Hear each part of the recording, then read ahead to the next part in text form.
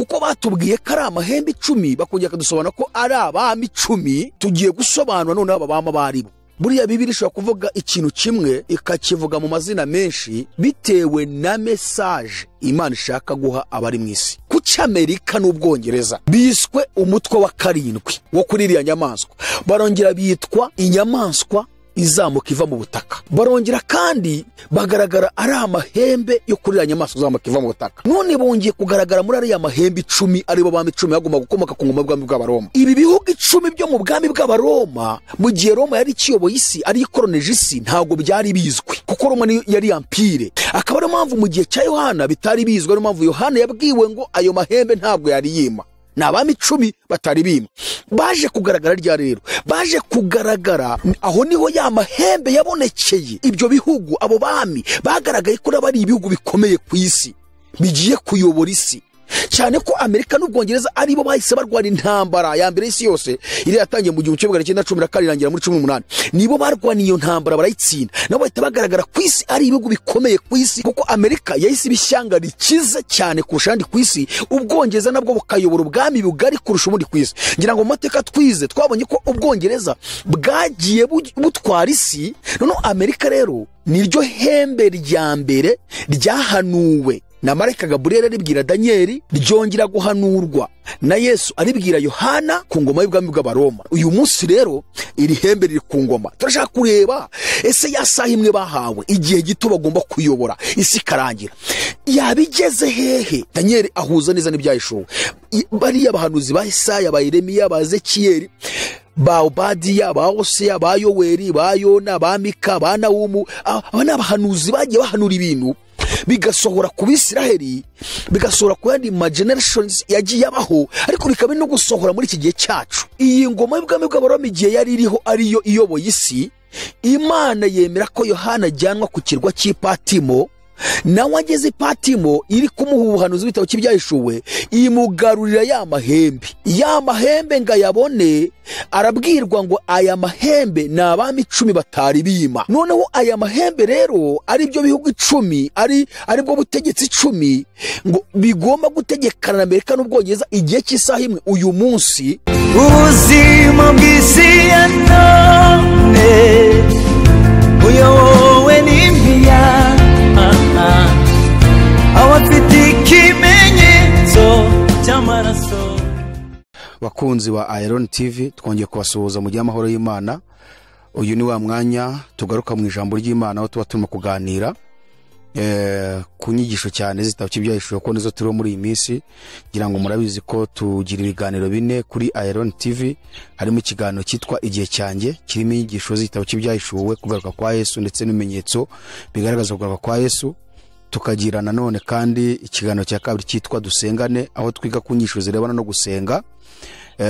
Twarangiza kandi tukanabishyira mu bikorwa, tugafatanya n'abandi bari hirya no hino mu bihugu bitandukanye kugira ngo dusengere ibibazo bitandukanye ku buzima bwacu ndetse n'uburyo twakwitwara muri iyi si. Ikiganiro cya gatatu ni ikiganiro kivuga ngo menya nibi. Ngira ngo twagiye tubisobanura ko tugenda tugaruka ku biganiro cyangwa se ku bintu byagiye biba hirya no hino mu bantu, mu bitangazamakuru bagiye bagaragaza, tukaza kubihuza n'ikijambo ry'Imana rivuga ngo turebe ko tutaba turi gusohorwaho n'imperuka y'ibihe n'ibyahanuwe tukabifata nk'ibintu bisanzwe, kuko abantu benshi bakunda kuvuga ngo niko byahoze, ngo ni ibisanzwe, nyamara ari ibyahanuwemo birasohora.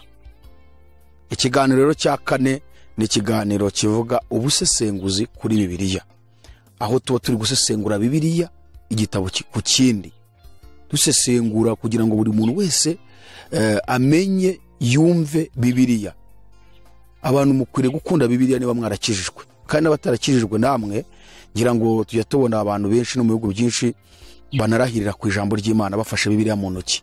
Rero Bibiliya ni igitabo gikomeye cyane. Tukaba dushishikariza abizera bose aho bari hose ku isi gusoma ibyanditswe byera, ugafata umwanya uko ubona akanya ko gushaka akazi ukanakora, utunga umuntu w'inyuma. Nako ukwiriye kubona akanya ko gutunga umuntu w'imbere w'ibyo kurya bye n'ijambo ry'Imana, hanyuma ijambo ry'Imana kagufasha gukiranuka, kwera imbuto n'ibindi. Murakoze cyane. Ibyo nibyo biganiro bitambuka kuri AYALONI TV. Uyu munsi turagarutse rero ku kiganiro cyacu aho turi kwiga ku gice cya 13 cy'ibyahishuwe, kuri za nyamaswa ebyiri zivugwamo.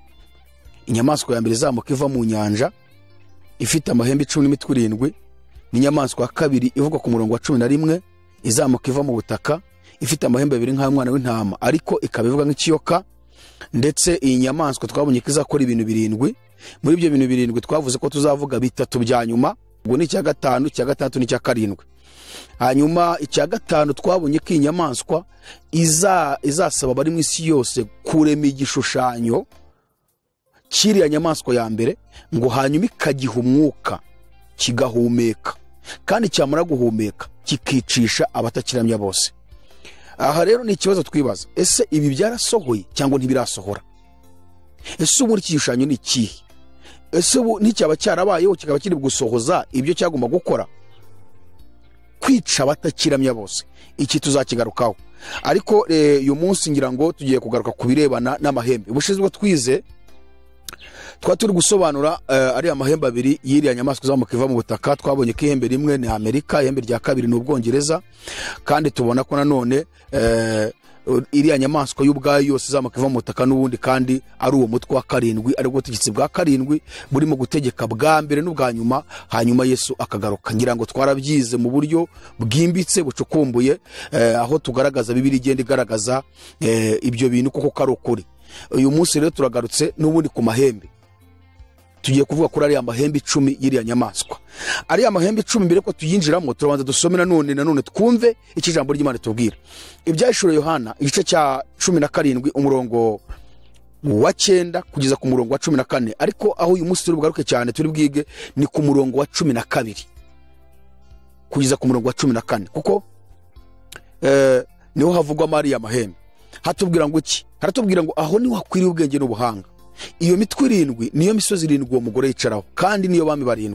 Abatanu baraguye, umwe ariho undi ntaraza, kandi naza azaba akwiriye kumara igihe gito. Ya nyamaswa yariho ikaba itakiriho, iyo ubwayo ni 8, nyamara kandi n'umwe muri babandi 7 kandi arajya kurimbuka. Ya mahembe 10 wabonye niyo bami 10 batarima, ariko bahabwa gutegekera hamwe na nyamaswa nk'abami kumara isaha imwe.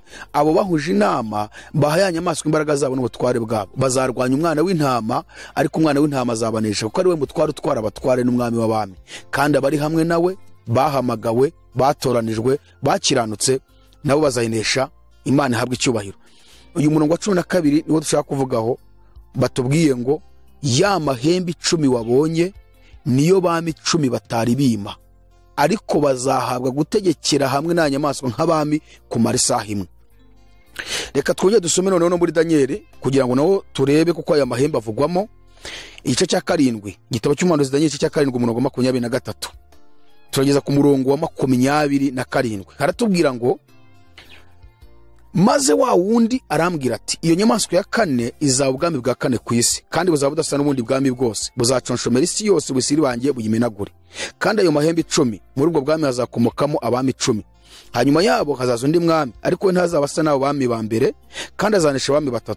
Niwe muzavuga ibyo kugomera isumba byose, kandi azarenganya abera bisumba byose. Azigira inama zo guhindura ibihe n'amategeko, kandi bizarekerwa mu maboko ye kugeza igihe n'ibihe n'igice cy'igihe bizashirira. Hanyuma urubanza ruzashingwa, bazamunyaga ubutware ngo babumareho burimburwe kugeza ku mperuka. Maze ubwami n'ubutware n'icyubahiro cy'ubwami bwose buri munsi y'ijuru bizahabwa ubwoko bw'abera bisumba byose. Ubwami bwayo n'ubwami buzahora iteka ryose, kandi ubutware bwose buzajya buyikorera buyumvire. Amen. Uyu murongo wa 23 na 24, cyangwa reka tuvuge 24, hatubwiye ngo kandi ayo mahembe 10 ubusobanuro bwayo nubu. Bishatse kuvuga ngo muri ubwo bwami hazakomokamo abami 10. Ubu bwami buvuzwe n'ubuhe rero? Cyangwa se aya mahembe avuzwa ahangaha batubwiye nayo kuyihe nyamaswa? Ngira ngo ubwo twatangiye twiga twabonye izira nyamaswa ni Daniel yabonye kuva ku murongo wa mbere cy'ino gice cya 7. Twabonye ko inyamaswa ya mbere yasaga n'intare, iya kabiri isa n'idubu, iya gatatu isa n'ingwe, iya 4 ngo yari inyamaswa y'inyamaboko n'imbaraga nyinshi cyane, yafashe ibintu byose irabimenagura, ibisigaye ibisiribangisha amajanja yayo, ngo kandi ikaba yari ifite amahembe 10. Izi nyamaswa ko arenye twarazize. Twabonye ko inyamaswa ya mbere y'intare ari ubwami bwa Babuloni, hanyuma iriya ya kabiri y'idubu twabonye ko ari ubwami bwakurikiyeho bw'abamedi n'abaperesi. iya gatatu twabonye ko ari ubwami bw'ubugiriki bwakurikiyeho. iyi nyamaswa ya kane twabonye ko ari ubwami bw'abaroma. none bivuga ngo iyi nyamaswa ya kane aribwo bwami bw'abaroma niyo Danieli yabonyeho amahembe 10. noneho mu kugira amatsiko Danieli yagize amatsiko menshi, kuko ngo izindi nyamaswa zose yazibonye abifata nk'ibintu ntibyamukomerera, ariko ageze ku nyamaswa ya kane aribwo bwami bw'abaroma, abonye ngo ukuntu yari ifite amenyo y'ibyuma n'inzara z'imiringa, ngo abonye amahembe 10 ayiriho, ngo aritegereza abona ukuntu ifashe ibintu byose irabimenagura, ibisigaye ibisiribangisha amajanja yayo. Danieli ngo akomeza kugira amatsiko y'ubusobanuro bw'ira nyamaswa, niho yakomeje kubaza marayika Gabriel ngo amubwira amashira kinyoma y'iriya nyamaswa ya kane. aha radusomye marayika Gabriel yararimo gusobanura Danieli iby'iyi nyamaswa ya kane aribwo bwami bw'abaroma cyangwa se ubutegetsi bwa kane bw'abaroma. tugiye kureba ngira ngo ubwo twize twabonye ko kuri Yohana ubu butegetsi n'ubwa gatandatu, ariko kuri Danieli n'ubwa kane, kuko Danieli yeretswe 4 ariko Yohana yerekwa 7. noneho rero Roma kuri Yohana ni ya gatandatu, ko twahereye kuri Misiri tujya kuri Siriya ariyo Ashuri ya kera, hanyuma tuza kuri Babuloni, tuza kuri Mediperesi, tuza ku Bugiriki, tuza no kuri Roma. Roma rero n'umutwe wa gatandatu Yohana yabonye. kuri Danieli we n'uwa kane kuko yeretswe ubutegetsi 4. aha rero tukibaza aya mahembe 10 Danieli yabonye ku ngoma y'ubwami bw'abaroma, aricyo kira kinyamaswa cyari kiriho amahembe 10. marayika aramubwira ngo ari ya mahembe 10 dore ubusobanuro tugiye kuguha. yaramubwiye ngo bishatse gusobanura ko muri ubwo bwami bw'abaroma hazakomokamo abami 10. igitangaje rero nuko na Yohana ahabwa ubuhanuzi bw'igitabo cy'ibyahishuwe yabuhawe kuri ya ngoma wa mutwe wa gatandatu bwa butegetsi bw'abaroma, niho Yohana ahawe ibyahishuwe, ni nabwo yajyanywe ku kirwa cy'Ipatimo. amateka nk'uko twababwiye agaragaza ko ari hagati ya 90 na 96 nyuma y'ivuka rya Yesu nibwo Yohana yajyanywe Ipatimo. noneho nawe mu kwerekwa ubuhanuzi bw'igitabo cy'ibyahishuwe kuri iyi nyamaswa yabonye ya mahembe nawe yarayabonye. ngira ngo turabisomye mu byahishuwe 17:12. noneho mu kuyabona Yesu wabimuhishuriraga nawe arongera amusubiramo amagambo ameze nka yandi marayika Gabriel yabwiye Danieli.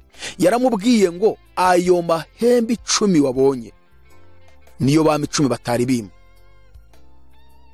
urumva ko birasa ibyo Danieli yabwiwe ku ngoma y'ubwami bw'abaroma n'ibyo Yohana nawe yabwiwe kuri ya ngoma y'ubwami bw'abaroma ari yiyoboye, birasa. Danieli yarabwiwe ngo ayo mahembe 10 ubusobanuro muri ubwo bwami azakomokamo abami 10. Yohana nawe kuri bwa bwami bw'abaroma afashwe ajyanwe Ipatimo, nanone kandi ya mahembe arayabona kuri ya ngoma. amaze kuyabona marayika cyangwa se Yesu aramubwira ngo ni abami 10 batari bima. arangije amubwira ngo ariko rero hari igihe kizagera bategekane n'inyamaswa. inyamaswa nituyivuga ngira ngo murabyumva neza. inyamaswa ivuzwa aha ni buriya butegetsi twabonye kuva kuri Misiri kugeza kuri Amerika. twabonye ko iyi mitwe uko ari 7 buri mutwe wagiye utegeka mu gihe cyawo, ukagira igihe ukavaho hakaza undi. noneho iyi mitwe yose Imana yashyize hamwe igaragaza ari imitwe, ariko igihimba twabonye ko ari abandi bami bayoboraga ibindi bihugu. imitwe yo ikaba ari abami b'abami. Imana ibishyira hamwe igaragaza ari inyamaswa. aha rero dushobora kugira ngo twige neza iby'aya mahembe, dushobora kubanza kwibaza kuki Imana yagiye ifata ubutegetsi bwo mu isi ikabugiranya n'inyamaswa, kubera iki? tugiye gusesengura tukareba ubutegetsi bwinshi butandukanye mu isi bwagiye bukora ibintu nk'ibya kinyamaswa. uzasanga hari ubutegetsi bwagiye bubaho bukica abantu, bukabaga abantu, ugasanga barakora ibintu birenze ahubwo iby'inyamaswa. kuba rero Imana afata ubutegetsi ikabwita inyamaswa si igitangaza, ahubwo ngira ngo mwabonye ko buriya ubutegetsi bwose bwahawe intebe n'imbaraga n'ubutware na kiriya kiyoka. Mbere yuko twinjira katonze tuvuge kuri aya mahembe. Aya mahembe 10 Daniel yabonye azakomoka ku ngoma bw'abami bw'Abaroma. Kuri ya ngoma bw'abami bw'Abaroma Yohana nawe akayerekwa. Ubundi na ayahe asobanuye iki? Ese ubundi uyu munsi ari ku ngoma? Nose niba ari ku ngoma ko batubwiye mu byahisho 17 umurongo wa 12 ko ngo bazategeka igihe cy'isaha imwe, 12 n'umurongo wa 13 ngo bazategeka igihe cy'isaha imwe Yesu agaruke. Niba ya mahembe ariho ubwo habasigaye iki ngo isirangire? Aya mahembe batubwiye ko ari abami 10 bagombaga kuzakomoka ku ngoma y'ubwami bw'Abaroma. Aba bami 10 rero ni bandi, kandi bagomba gutegekana n'umutwe wa 7 ari wo Leta Zunze Ubumwe za Amerika n'Ubwongereza, ngo bagategeka igihe cy'isaha imwe. Nuvuga ngo Amerika n'Ubwongereza ari wo mutwe wa 7 nk'uko twabiganiriye. Nibo bahagarariye iriya mitwe yose cyangwa se bahagarariye nyamaswa yose ivuga ku murongo wa 1 n'uwa 2 wa kiriya gice cya 13. Noneho ngo aya mahembe 10 agomba gutegekana nabo igihe cy'isaha imwe. Imana yabahaye isaha imwe, ni imwe gusa, ntibazagirenza.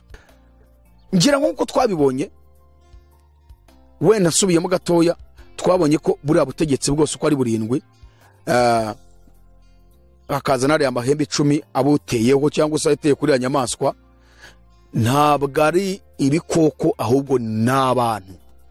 Aya mahembe akaba ari uyu munsi tugarutseho. Aya mahembe nk'uko batuwe kari abami, ni ukuvuga ngo ni abami cyangwa se ni ibihugu bigeze ku 10 byagombaga kuzakomoka ku ngoma y'ubwami bw'Abaroma bigafatanya na Amerika kuyobora isi. Ibi bihugu rero ni ibihe? Ni ukuvuga ngo mu gihe cya Yohana ku ngoma y'ubwami bw'Abaroma ntibyari bizwi.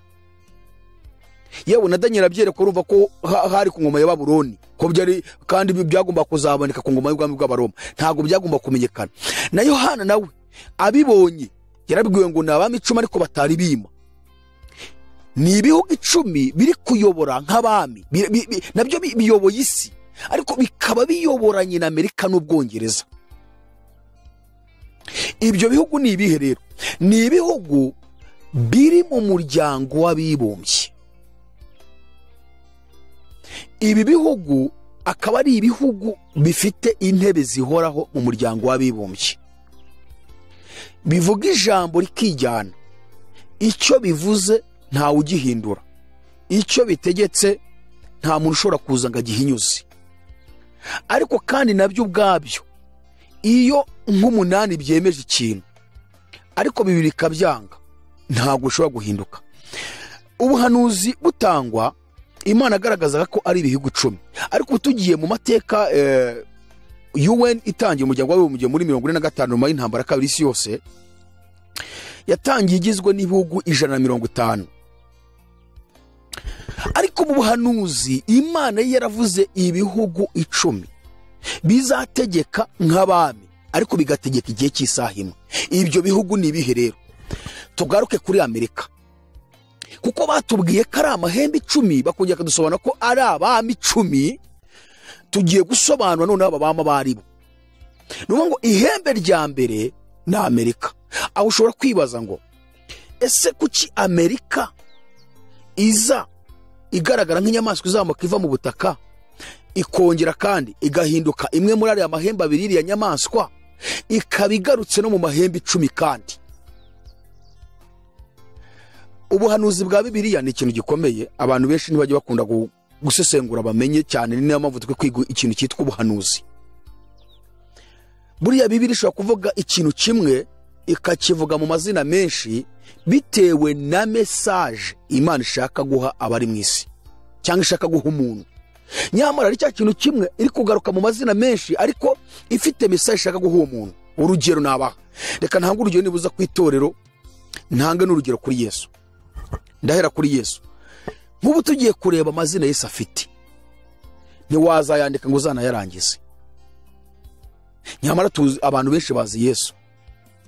Bibiliya tubwira ko Yesu ari igiti. uti se byanditse ni wowe nabyivugiye. Yohana 15 ndi umuzabibu w'ukuri namwe mukaba amashami. Nuvuga ngo itorero naryo rihindutse iki? Amashami. Yesu ni umuzabibu, itorero rigahinduka amashami. Ubwo Yesu ni igiti, itorero naryo ni amashami y'icyo giti. Ahandi birongera katwereka ko Yesu ari urutare. Iyo dusomye urwandiko Pawulo yandikiye Abakorinto rwa mbere igice cya 10 umurongo wa 4 haravuga ngo cya gitare Mose yakubiseho kikavamo amazi cyari Kristo. Bibiliya irongera kagaruka itwereka ko Yesu ari ibuye. Urwandiko rwa mbere Petero yanditse ibice 2 umurongo wa 3 n'uwa 4 ni mumwegere niwe buye rikomeza imfuruka.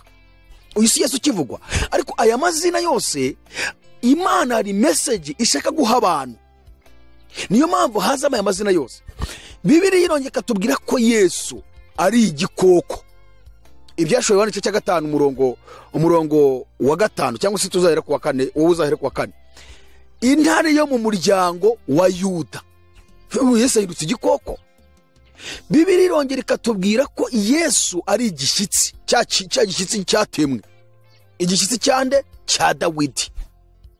Nuvuga ngo Yesu afite amazina menshi. Ikindi ni inzira, ikindi ni ukuri, ikindi ni ubugingo. Ubwo se ushobora kuza ukavuga Yesu kari inzira gusa, undi yaza akavuga ngo Yesu ni ukuri n'ubugingo ukamugisha impaka. Urazira kutiyesoma ibyanditswe byera. Kandi ibyo byose Imana yemera ko ayo mazina abaho bitewe n'uburyo ishaka kwigisha abantu na message ishaka kubagezaho. Kuki Yesu yitwa inzira, ibyo ugomba kubyiga. Kuki Yesu yitwa amahoro, ibyo ugomba kubyiga. Ni ikintu kigari wakwiga n'ikizanarangire. Kuki Yesu yitwa intare, ni ikintu ugomba kwiga. Kuki katugaruka ku itorero. Itorero naryo Bibiliya twabonye ko Yesu aryise ngo ni amashami, ariko hari naho Pawulo agaruka aryita noneho umurima. Urwandiko rwa mbere Pawulo yandikiye Abakorinto ibice 3 umurongo wa 9 niho Pawulo yagaragaje uburyo itorero ari inzu rikaba n'umurima. Mu gihe Yesu we yamaze kugaragaza ko itorero kandi ari amashami y'umuzabibu. Pawulo yaranditse aravuga ngo kuko twembi Imana ariyo dukorera, namwe mukaba umurima w'Imana n'inzu yayo. Uvuga ngo niba uri umukristo ukaba warizeye uri umurima wa Yesu. Ubaka kanya gijarike uri imbere yawe uri murigisha, ubu ndi mu murima ndi guhinga. Ubu ndi guhinga kabaye icyuya cyaje imbere y'Imana yirabona ndi mu murima. Noneho ikindi arongera ngo turi n'inzu y'Imana, Imana ituramo. Mu rwandiko rwa 2 yanditse Pawulo yandikira Abakorinto igice cya 6 umurongo wa 16 na 17 cyangwa usubire ku murongo wa 14 yaravuze ngo ntimwifatanye n'abatizera mudahwanye. Mbese gukiranuka no gukiranirwa byafatanya biti, cyangwa umucyo n'umwijima byabana biti? Kandi Kristo ahuriye he na Bayali? Cyangwa uwizera n'utizera bafitanye umugabane ki? Mbese urusengero rw'Imana rwahuza rute n'ibishushanyo bisengwa? Aravuga ngo ko turi urusengero rw'Imana ihoraho, nk'uko yabivuze ati nzatura muri bo, ngendere muri bo, nzaba Imana yabo nabo bazaba ubwoko bwanjye. Aravuga ngo turinze Imana ituramo ikanatugenderamo. Aho turi hose Imana igomba kugenda muri twebwe. Ikibazo, hari abantu bafashe Imana kiba muri ariya mazu yitwa insengero, ku buryo bakizwa bageze mu nsengero bagira hanze bakaba bapagani. Agatangira kugira amanyanga, agatangira kubeshya, agatangira gutukana, akaba yajya gusambana, agatangira kugira uburyarya. Ariko ku cyumweru byagera cyangwa ku isabato akajya mu rusengero akaza yigize marayika. Ngo ubwo nibwo akijijwe.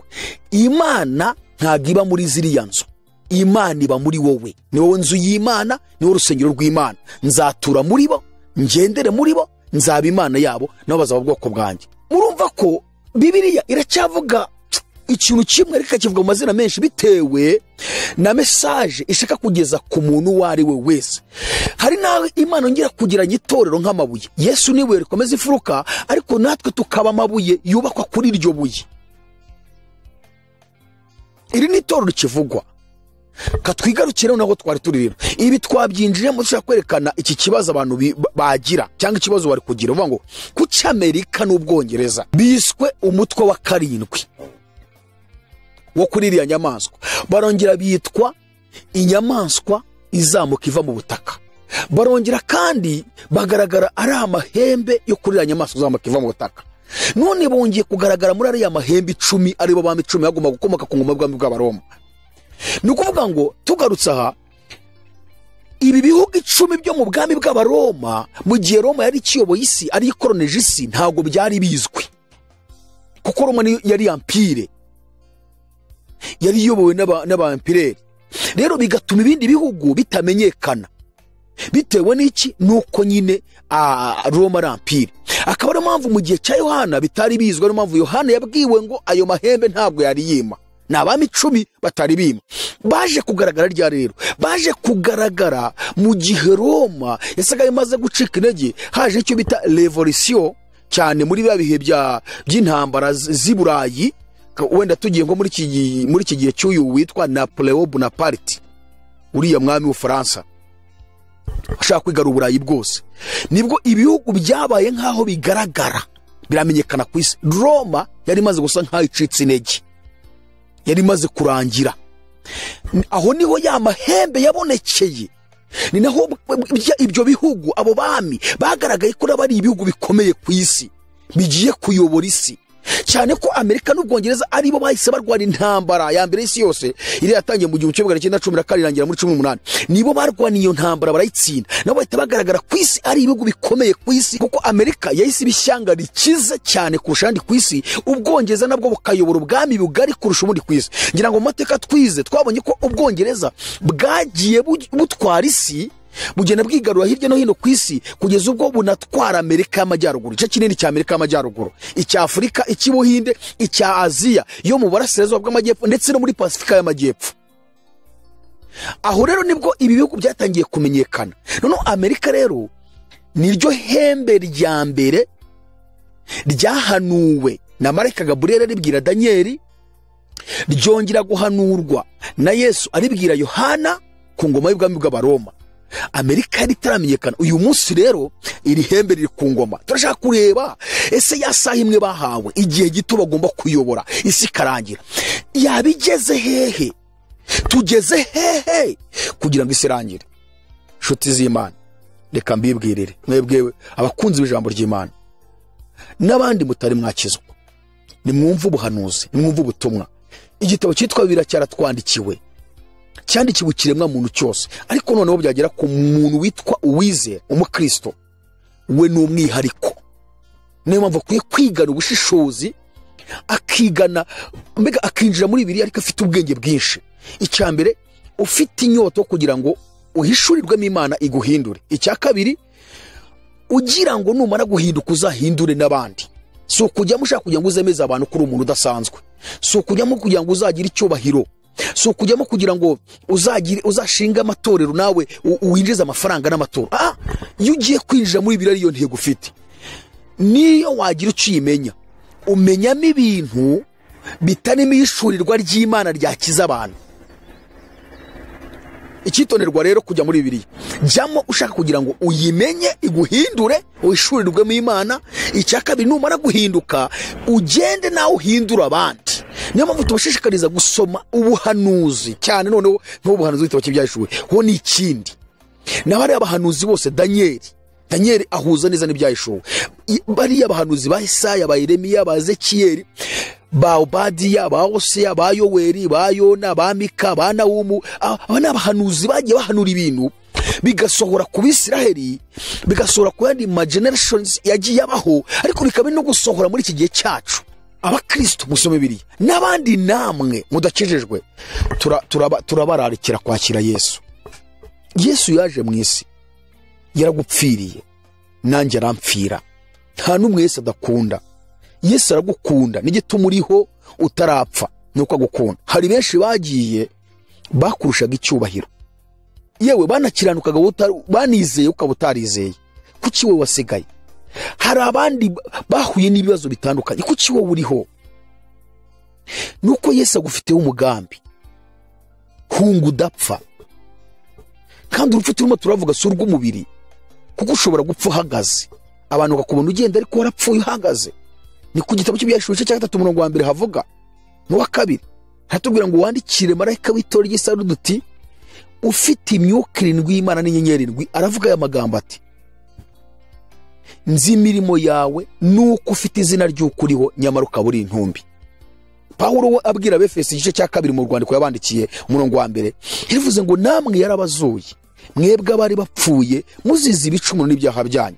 Urumva ko umuntu wese ukiri mu byaha agenda abantu bamureba yambaye costume, yambaye baze, yambaye neza rwose, ariko imbere y'Imana yarapfuye kera.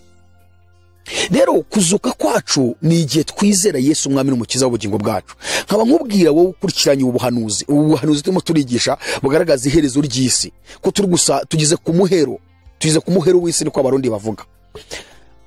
Hunga akira Yesu, tuguhaye Yesu, turamukuzaniye, mwakire akubera umwami w'ubugingo bwawe, ayobora ubugingo bwawe. Turashaka kugaruka no kuvuga no kuri aya mahembe. Ihembe rimwe twabonye ko na Amerika, ihembe rya kabiri ni Ubwongereza, ihembe rya gatatu ni Ubufaransa, ihembe rya kane ni Uburusiya, ihembe rya gatanu ni Ubushinwa. Ibi bihugu bitanu tuvuze nibyo bya mbere bifata iya mbere mu muryango w'abibumbye, bifite intebe zihoraho zidakurwaho zitanyeganyezwa mu muryango w'abibumbye.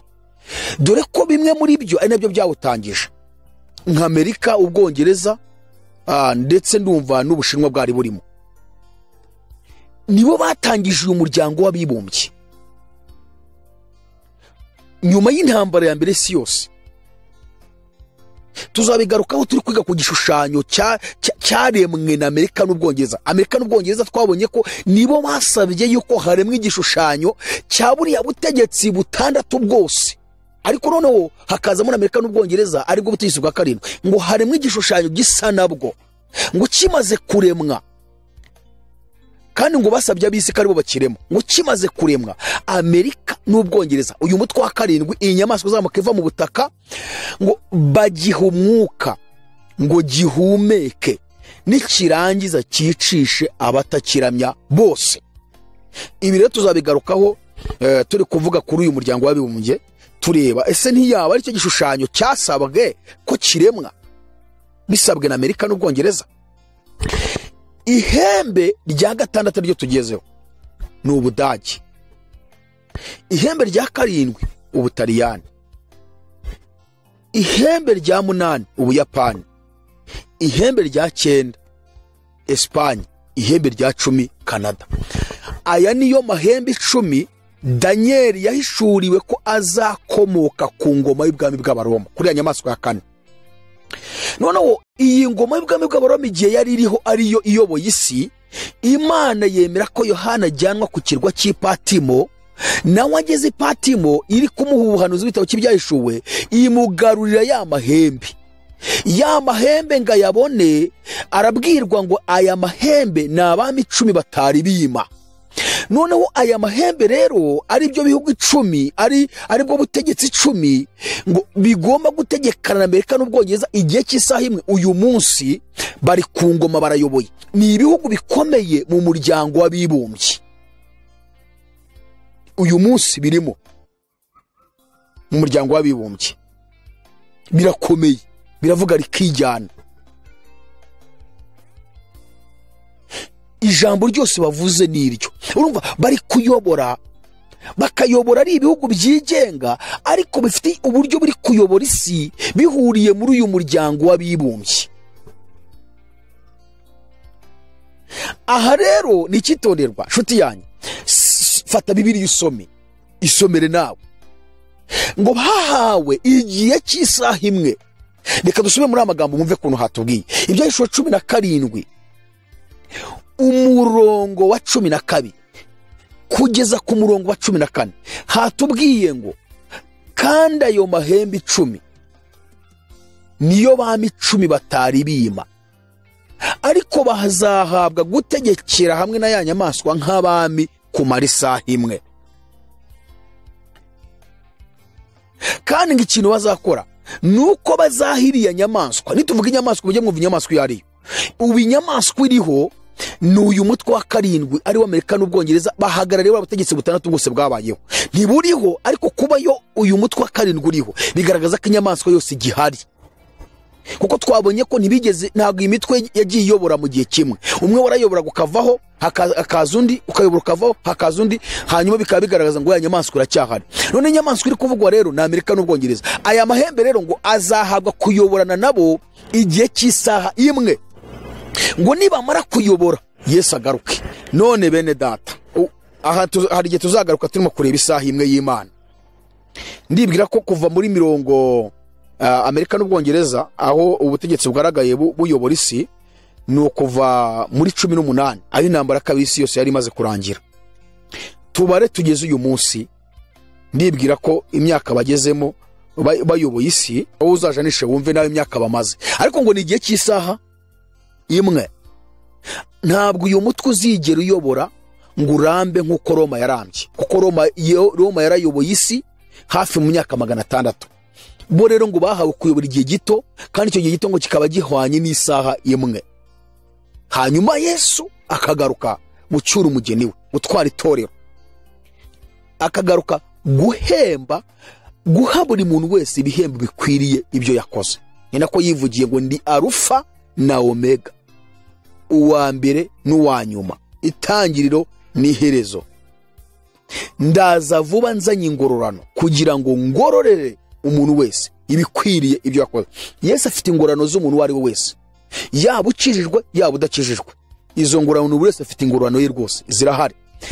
Nshuti yanjye, witeguye ute Yesu? Yasaha imwe ko irangiye,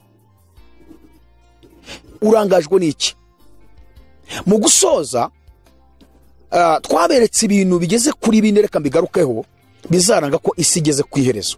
Kandi ibyo bintu 4 ni bimwe turimo turiga, 2 maze kubirangiza, hasigaye ibindi 2.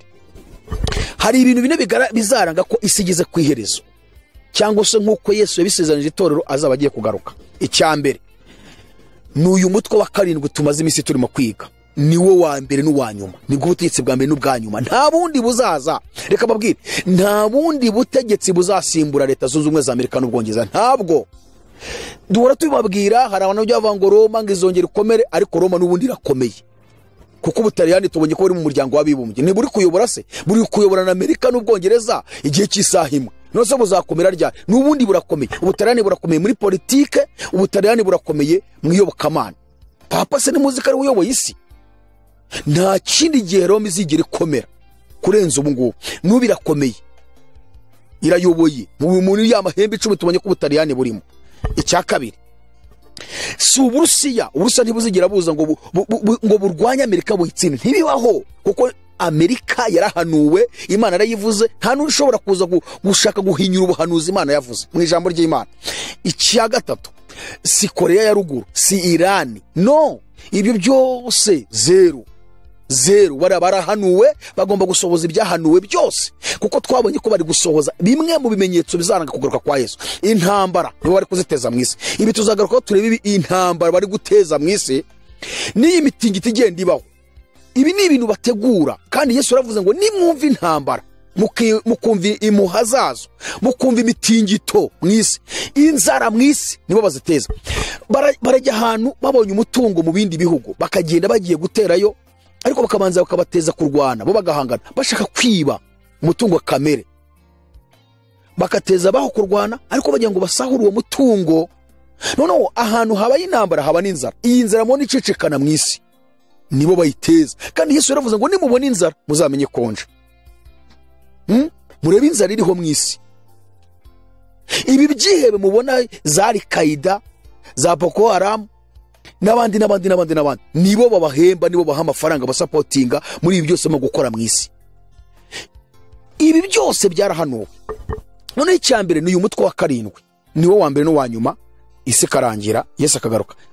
Icya kabiri nuko Yesu yavuze mu tubazo bwanditswe na Matayo igice cya 24 umurongo wa 14, kiravuze ngo kandi ubutumwa bwiza bw'ubwami buzigishwa mu isi yose, ngo bube ubuhamya bwo guhamiriza amahanga yose, nibwo imperuka izahera ko isohora. Yavuze ko ubutumwa ari bumara kubwirwa ku isi yose, imperuka izaba. Aha rero tuzibaza, ese ubutumwa bwaba butaragera ku isi yose? Ko yavuze ngo nibumara kugera ku isi yose azagaruka, bugeze hehe? Ko ari kimwe mu bimenyetso uzaranga kugaruka kwe. Icya gatatu nuko yavuze ko urukundo ruzakonja. Ese rwaba rwarakonje cyangwa ruracyahari? Icya kane, Pawulo we na Yesu yabivuze mu buryo bw'amarenga, yaravuze ngo abantu nibamara kwimura Imana, bamaze kuyimura bimitse ibindi, umwanya bahaga Imana umaze gushira ntawo bagifite, ngo ibyo bizaba ari ikimenyetso cyo kwesa agarutse. Icyanyuma soreje wore navuze bine ko kanongiye cya gatanu. Icya gatanu nuko twabonye ko mu bintu byatumye Imana imanuka Isodomu n'Igomora.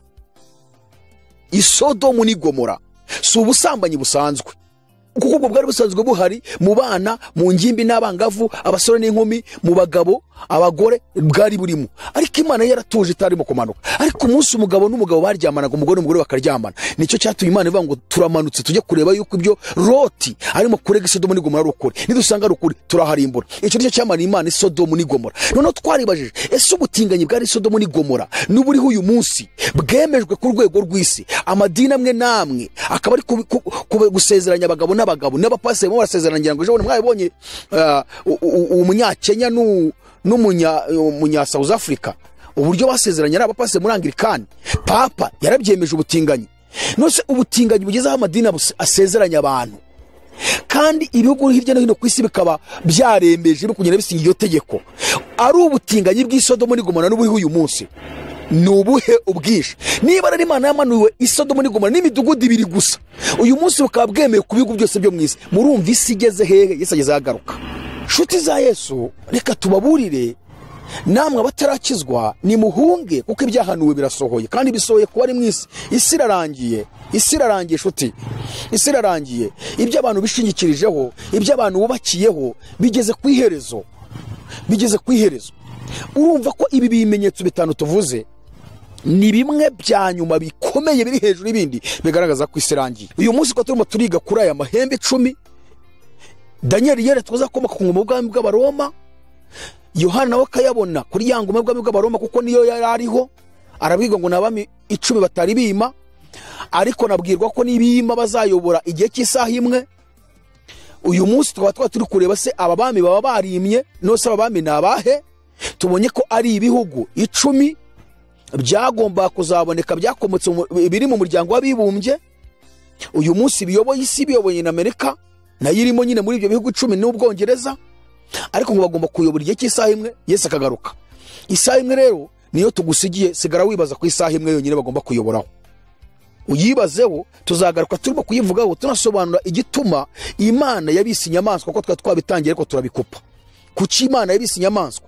Tuzabona ko na bimwe mu birangantego ibyo bihugu bikoresha harimo n'ibirangantego by'inyamaswa, kandi ikirangantego kiranga umuntu wari we.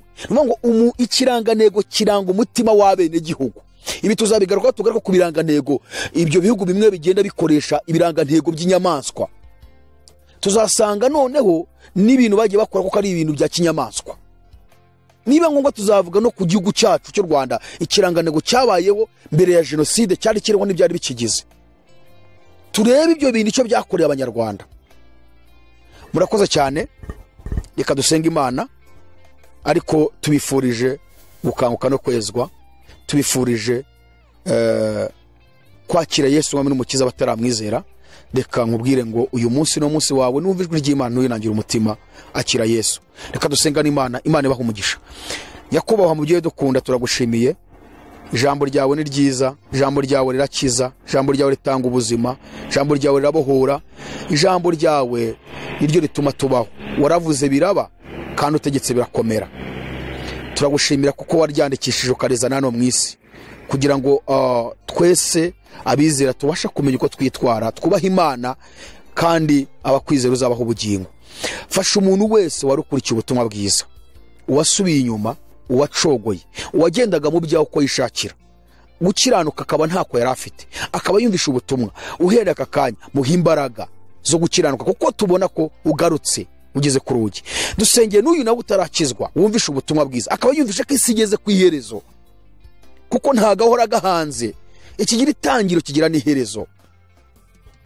Ibi tubona kera hari igihe bitigeze kubaho, ariko uyu munsi birahari, niko hazabaho n'ibindi bikavaho. Kandi ubuhanuzi ariko butubwira ko uzakuraho isi ishaje ukarema indi si nshya wageneye abakwizera. Ngaho rero uyu munsi turamusabe kugira ngo umuhe agakiza, yakire Yesu mwami n'umukiza, umubare ibyaha byose yakoze, hanyuma kwizere kugeza ubwo uzagaruka nawe zasange akwiteguye. Ndagushimiye ko mvishe gusenga kandi ubikoze, tubyambaje twizeye mu izina rya Yesu Kristo, amen. Murakoze cyane, Imana ibahumurisha cyane. Ikiganiro nakagaruka. Shalom shalom. Abahinduye benshi mu bihe bikomeye, babitse ubutunzi bwawe.